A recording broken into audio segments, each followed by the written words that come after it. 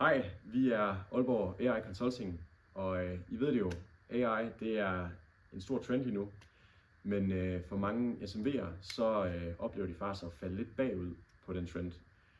Og det mener vi sker, fordi at de nuværende løsninger inden for f.eks. konsulentbranchen er meget dyre. Det er op mod 2.000 kroner i timen for udvikling af AI-løsninger. Og når det kommer til selve implementeringen, så falder de også bagud, fordi at det er bare svært at få smidt en gang kode i hovedet som mindre virksomhed. Ja.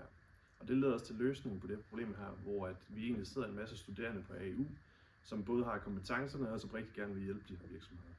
Og det er egentlig fordi, vi har baggrund i, at vi arbejder med både AI og machine learning på vores kandidat, som er en kandidat i Business Data Science.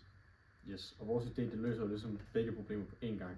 Vi hjælper SMV'er med at blive mere databevidst omkring, hvordan det er, de skal producere ting, samtidig med, at vi giver dem databaserede beslutninger, de kan tage. Og så hjælper vi også de studerende med egentlig at få et indblik i arbejdsmarkedet, hvordan det ser ud, når de er færdige med at studere. Og vi har haft en stor dialog med mange studerende ved software og computer science, som også har samme behov efter at komme ud og teste deres viden i praksis. Og vi har valideret det med virksomheder, som også har interessen. Og derudover så har vi faktisk også lige en kort video fra lederen af Business Data Science på Aalborg Universitet, som kommer her. Hej, mit navn er Roman Jovetsky. Jeg er lektor på Aalborg Universitet og programkoordinator for Business Data Science uddannelsen. Og i de sidste mange år har jeg udviklet en del AI-løsninger sammen med nogle små og mellemstore virksomheder, blandt andet i AI Danmark-projektet.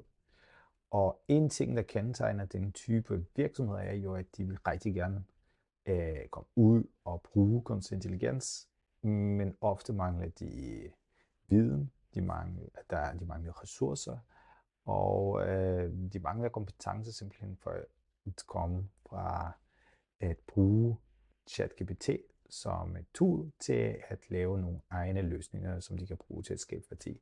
Og derfor synes jeg, at initiativer som Aalborg AI Consulting, hvor nogle dygtige studerende kommer ud og hjælper SMV'er, faktisk giver rigtig god mening. Vi har i dag en del gode tools til at gøre det her.